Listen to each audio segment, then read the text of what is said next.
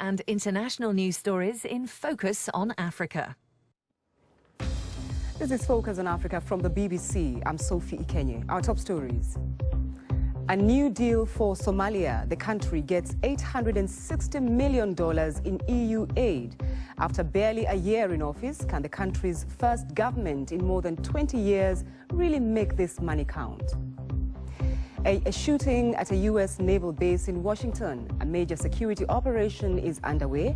After several people are killed and wounded, 2 gunmen are thought to be on the run. Former Nigerian President Olusegun Obasanjo calls for a carrot-and-stick approach to tackle armed Islamic militants in northern Nigeria. Not only in terms of shooting them down, but in terms of satisfying their desires. Clear and convincing evidence that chemical weapons were used in an attack that killed hundreds in Syria. UN inspectors say that surface-to-surface missiles contained the nerve agent sarin. Also on this program, how do I love thee? I used to think that you lit up the room every time you walked in. The truth is, I light up the room every time you walk in. Oh, wow. Focus on Africa's Anne Soy melts to the words of Malawian poet Q Malewezi. And in sports, some of Africa's big guns are drawn against each other in the World Cup playoffs.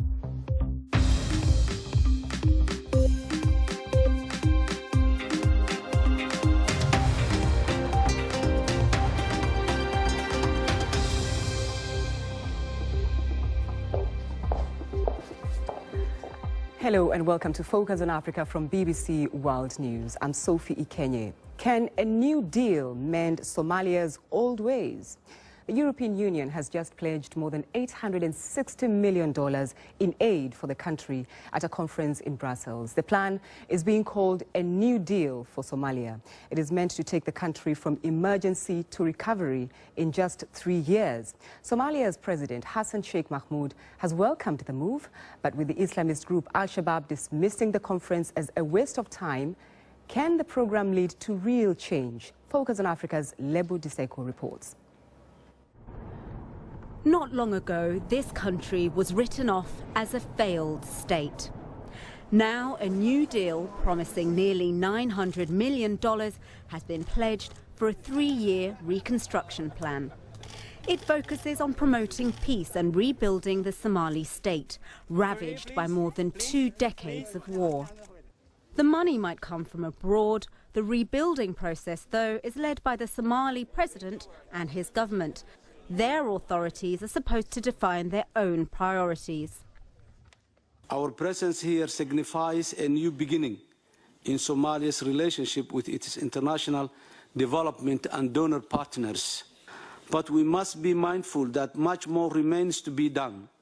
Somalia should possess a fully fledged constitution reflecting a broad national consensus on how we wish to govern ourselves. So what exactly will the promised funding be spent on? Top of the government's list is disarming militias, which it aims to do by December this year. The authorities also plan to unify the country's army by June of next year. And the government also says it aims to adopt a new constitution by December 2015 and hold elections by the following December. And on top of this, the money will have to stretch to reforming the judiciary and boosting the economy. With Somalia's main insurgent group Al-Shabaab dismissing the plan as nothing more than Belgian waffle, some might say the timetable is at best ambitious, at worst unrealistic. It's a year since President Hassan Sheikh Mohammed came to power. Since then, his country has already received significant amounts of aid money. Just 4 months ago, donor countries committed to giving $130 million. But there have been questions over whether aid has been reaching its intended recipients. Life may be returning to normal on the streets of Mogadishu these days, but the scars of 20 years of anarchy may take more than 3 years to heal. Lebu Diseko, BBC News. Well, Abdirahman Koronto from the BBC Somali service has been covering the conference in Brussels for us. Would you say, Abdirahman, that Somalia has credible institutions to oversee the proper channeling of this money? Sophie, currently that cannot be said. If you remember, a monitoring group from the UN accused the Somali government to be involved in corruption. Even though said that, even the Somali government announced it or nominated a committee on its own to investigate and came up and dismissed the whole corruption allegation. So it can be said that there are not currently any credible institutions that would be able to manage the aid. But so what has been agreed on the compact, it means that there would be a co-management of financial aid coming from the international community. So that means the credibility would be restored with co-management. So they will be co-managing this money. That is the deal. It's not entirely being given to the Somali government as it stands. It means that the Somali government came up with the compact. It agreed with Somali different communities with the international community. Even in the preparation of the compact, which had been continuing for 8 months, has not been wholly Somali-owned or Somali-led. The international community had its advice in there, and the fact that the final pledge had been 1.8 billion euros, which means that a lot of money has been agreed on. However, the Somali government wanted more than that. In a drafted document which I saw, what they wanted was more than $3 billion, which it appears that it's nowhere near that. Now, a lot of people could be asking, at what cost is all these aid money going to have on Somalia? What is Somalia giving in return? What are the guarantees?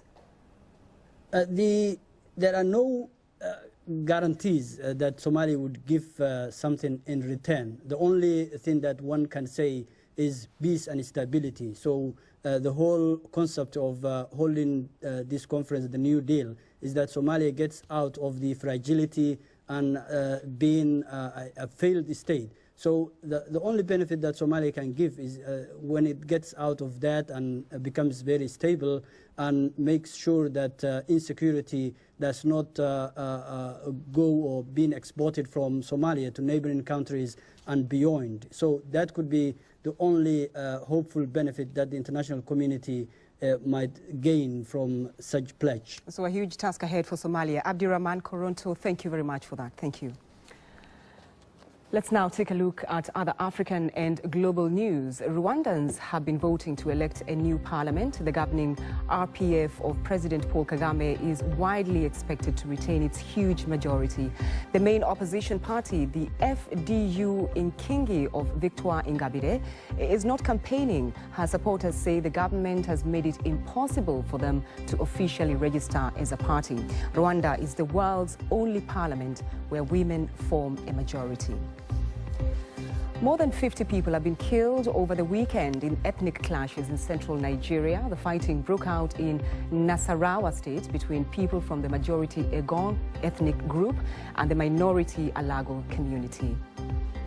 The Costa Concordia cruise ship, which ran aground on the Italian coast, has been rotated off the rocks on which it has lain for the past 20 months. In one of the biggest salvage attempts ever made, crews are using giant chains and cables to roll the partially submerged vessel on to its keel. 32 people died when the cruise ship struck rocks off the island of Jekylil. Well, now, a breaking news story that's been unfolding in the last couple of hours on BBC World News. The U.S. Navy says that a number of people have been killed and injured in a shooting at a Navy building in the U.S. capital, Washington. The scene was at the Navy Sea Systems Navy Sea Systems Command Headquarters, the Washington Police Chief Kathy Lanier said that one suspected gunman had been killed during the rampage and two others believed to be still at large. Neither was thought to be a member of the military. Right now, and this is very, very preliminary, we have one MPD officer who was shot in engagement with the shooter inside of the Navy Yard.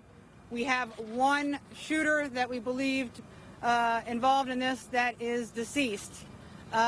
We also have other casualties. I will not give a confirmed number this time, but I'd say we have multiple victims inside that are deceased. We will give updates once we have those numbers confirmed. The big concern for us right now is that we potentially have two other shooters that we have not located at this point. So right now, all we have on those potential other shooters, and this is not confirmed, we potentially may have two additional shooters out there, one being a white male who was last seen around 8:35, 8:40 this morning in a khaki tan military uniform, short sleeve with a beret hat, appeared to be like a naval uniform. That white male was last seen around 8:35 this morning with a handgun. We also have a lookout potentially for another shooter involved. That was a black male, approximately 50 years of age, who may have been in possession of a long gun. That person was wearing an olive drab colored, possible military-style uniform. We have no information to believe that either of those folks are military personnel, but we do have information that those individuals are wearing military-style uniforms. Well, let's now take you live to the UN General Assembly, where the UN Secretary General Ban Ki-moon is just about to give a press conference on the chemical weapons used in an attack that killed hundreds in Syria. Let's listen in. Causing numerous casualties, particularly among civilians. This morning, I submitted a missions report to the Security Council and the member state of the United Nations. We have also posted it online for all the world to see. The team of experts led by Professor Åke Sellström deserves high praise. They faced dangerous circumstances, including a sniper attack. They did their job in record time while upholding the highest professional and scientific standards. Working with experts from the Organization for the Prohibition of Chemical Weapons, OPCW, and the World Health Organization, WHO, they showed the United Nations at its best. The report makes for chilling reading. The team gathered testimony from survivors, medical personnel, and first responders. They collected biomedical evidence and dozens of soil and environmental samples. The mission has provided the world with an impartial and independent account. The results are overwhelming and indisputable. 85% of the blood samples tested positive for sarin. A majority of the environmental samples confirmed the use of sarin.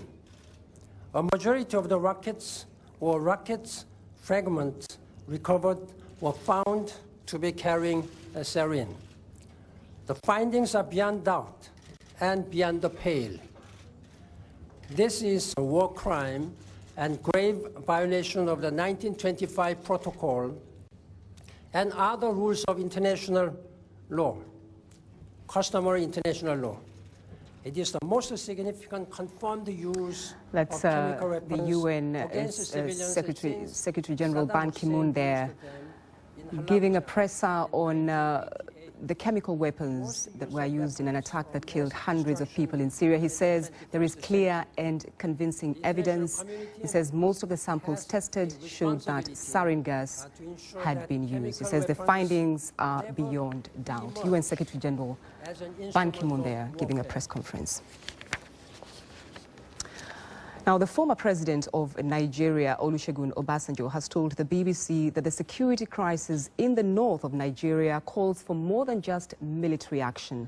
The area is currently under a state of emergency as the army attempts to flush out the armed Islamist group Boko Haram. Mr. Obasanjo made the remarks while in London to sign a deal between the Islamic Development Bank and his own foundation. Their priority, addressing the low levels of girl education in Africa. I first put it to him that many other organizations are already trying to tackle that very issue. Yes, if there are so many, and the problem of girl-child education still persists, maybe you need more. What we are going to do is to say, look, what are those that are there are doing? What have they done right that lead to success? Can we act as catalyst to move things forward? Nigeria is still facing its own challenges. There's the issue of the Islamists in the north, there's the issue of insecurity in the Niger Delta. Some people now feel that the country is falling apart. Why are they wrong? They are very, very wrong, because what is happening now, some of what is happening, this is very unfortunate. It's nothing compared with what Nigeria had gone through in the past. This is a country that had gone through a civil war, and it survived it. We have some issue of insecurity, as you have said, in the Niger Delta. We even have in other areas armed robbery, kidnapping, but some other countries have this type of... You don't seem to be quite troubled at all by this. I'm not troubled by it, because look, I've taken part in preventing that country from breaking up through a civil war, and we survived. Do you think President Goodluck Jonathan's strategy, how he's dealing with these issues, especially with the north of the country, do you think his strategy is right? Initially, on the security issue in the north, I advocated carrot and stick as the policy. I believe at the moment stick is being used.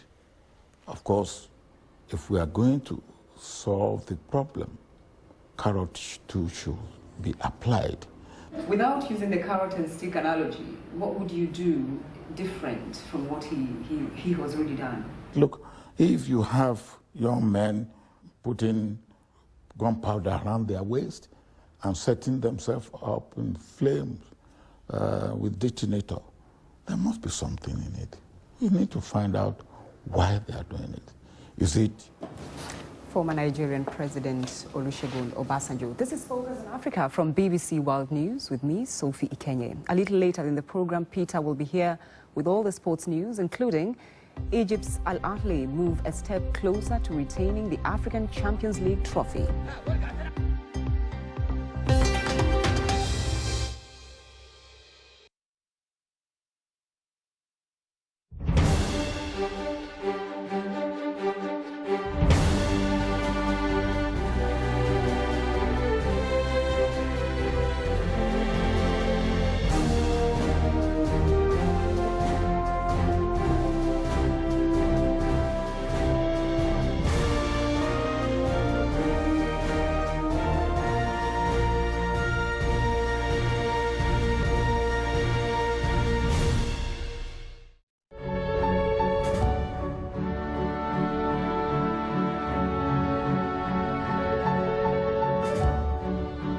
In 1991, I made a piece called Coal, Dark Matter and Exploded View, and I used that title to describe a piece which was a garden shed that I assembled in a gallery full of objects. And then I asked the British Army to blow up the shed for me, which they did.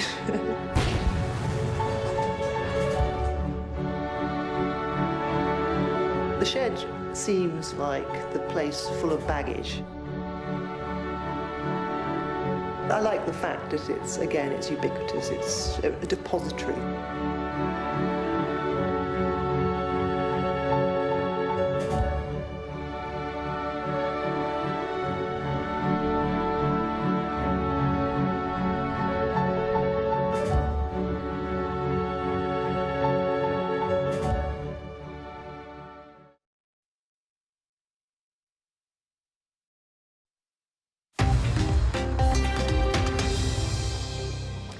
I'm Sophie Ikenye, and you're watching Focus on Africa from BBC World News. The top story on this program. The European Union has pledged a further $860 million in aid for Somalia at an international donor conference in Brussels. Well, let's now find out what's happening in the world of sport, and Peter is standing by. Peter. Many thanks, Sophie. Let's kick off with what's been a very exciting day for African football. We now know the 5 fixtures in the continent's final playoff round for the World Cup. The draws took place this morning in Cairo, and this is how the pairings look. Ghana will play Egypt in the pick of the ties to determine who goes to Brazil. African champions Nigeria were drawn up against lowest-ranked side Ethiopia, while top-ranked side Ivory Coast were paired with Senegal. Tunisia, who qualified after Cape Verde were docked points, will face Cameroon, and Burkina Faso, runners-up at the 2013 Africa Cup of Nations, will take on Algeria. The first legs of the ties will be played between 11th and 15th of October, with the return legs taking place between 15th and 19th of November. Well, let's get more of these ties from my colleague Nick Cavell, who joins me from the BBC Sports Centre in Manchester. Nick, which of these teams will be the happiest with their draw? Very difficult to say whether any team will be happy with their draw. They're all very, very tough ties. But I think maybe some of the fans of Nigeria will think that they've done pretty well to draw Ethiopia, the lowest-ranked side in the tournament. But they should be warned that I think that's what a lot of South African fans probably thought as well. But Ethiopia beat South Africa to get to these playoffs. So all the ties are going to be very tight. But I think maybe Nigeria getting Ethiopia is probably the easiest of the ties that are out there.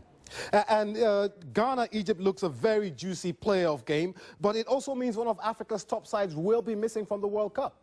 That's true, yes. Egypt obviously winning the Africa Cup of Nations 7 times, Ghana 4 times, so one of them won't be going to the World Cup. Egypt not been there since 1990. But it all comes down to the fact that Egypt have missed the last 2 Africa Cup of Nations. Last year and this year, Egypt weren't there, so they didn't get the ranking points in the FIFA seedings, so they weren't seeded in the top pool, so that means they could have drawn any of those top 5. So that's why they missed out on being a top seed. Okay, but yes, Nick, a very, very tight we're really top running out team. of time. We've got to leave it there. Thank you very much. My colleague Nick Cavell speaking to me from the Sports Centre at Manchester. Let's talk Champions League now. African Champions League, that is, and holders Al Ahly made virtually sure of a semi-final place in this year's competition by outclassing arch-rival Zamalek 4-2 on Sunday. It means Ahly have 10 points, 3 more than AC Leopards of Congo and South Africa's Orlando Pirates.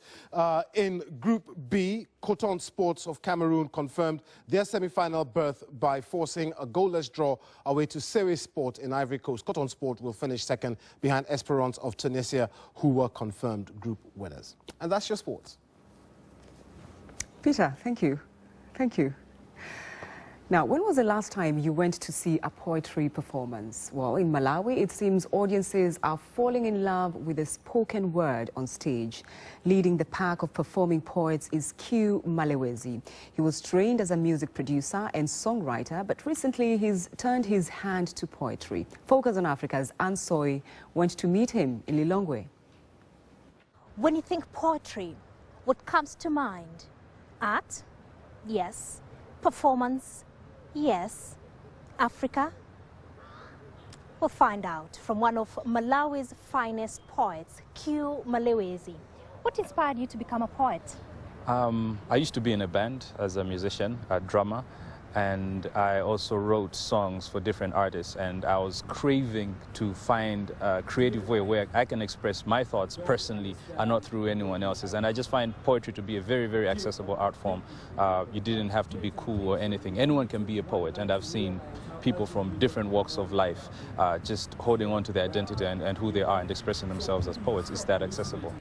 Dream until your eyes chisel the clouds into the most beautiful forms of your imagination just with a single blink. Know that your mind is a paintbrush, so use only the most beautiful thoughts on your palette to paint your world of oysters. So express yourself to me. Give me a line. Okay, this is a bit cheesy.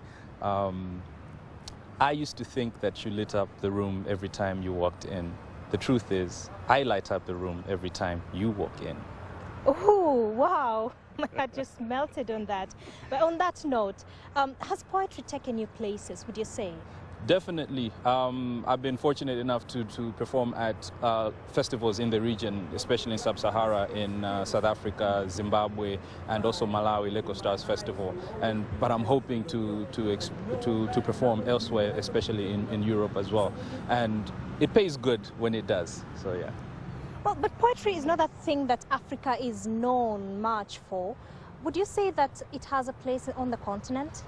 Definitely. I think we're just continuing the stories of our parents and our grandparents who would sit around a fire and they would tell us stories. And I think those stories are just evolving now from the campfire maybe to the stage with a microphone in terms of spoken word poetry. And that scene is really developing. If you look at Nairobi in Kenya, South Africa, especially in Newtown in Joburg, and also here, right here in Ilongo, we have a vibrant poetry scene that's coming up. So definitely we're just continuing stories that have been told. Thank you very much, Q, and all the best. Well, in a sense, Africa's storytelling tradition is evolving. And may it go on. That's it on the program. Thank you for watching Focus on Africa. I'm Sophie Ikenye. Bye-bye.